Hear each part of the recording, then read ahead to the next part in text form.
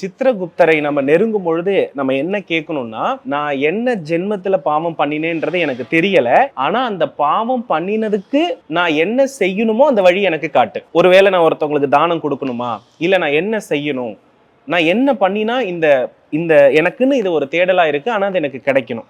இதுல நான் ரொம்ப கடன் பட்டிருக்கேன், இந்த உடலால நான் அவதிப்படுறேன், கர்ம வினையால நான் ரொம்ப துன்புறுறேன், அதுக்கு எனக்கு என்ன, நான் எங்க போனா சரியாவேன், அதுக்கு நான் எல்லாத்துக்குமே தயாரா இருக்கேன்னு நம்ம சித்திரகுப்தர்கிட்ட கேட்டா, அவரு அதற்கான தீர்வு எங்க இருக்கோ அந்த ஆலயத்தை, அந்த நபரை நம்ம கிட்ட கொண்டு வந்து நிறுத்துவார். அப்போ இந்த கோவிலுக்கு போனா நமக்கு நல்லது நடக்கும், இந்த கோவிலுக்கு போனா அந்த சிக்கல் தீருன்ற வழிய நாம இந்த ஜென்மத்துல நல்லவங்களா இருந்து நம்ம பாவத்தை உணர்ந்து மன்னிப்பு சித்திரகுப்தன்ட்ட கேட்கும் பொழுது அந்த வினையினுடைய கணக்கு குறைக்கப்படும். எதனால? நம்ம மாறணும்னு நினைச்சாதான், நம்ம செய்யணும்னு நினைச்சாதான். சித்திரகுப்தரை வந்து வேண்டுனாலே நம்ம பாவ கணக்கை நீ என்கிட்ட வந்துட்ட நான் குறைச்சிடுறேன்னு பண்ண மாட்டார்.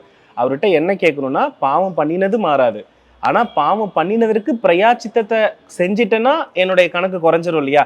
அப்ப பிரயாச்சித்தம் செய்யற இடத்த எனக்கு காட்டு.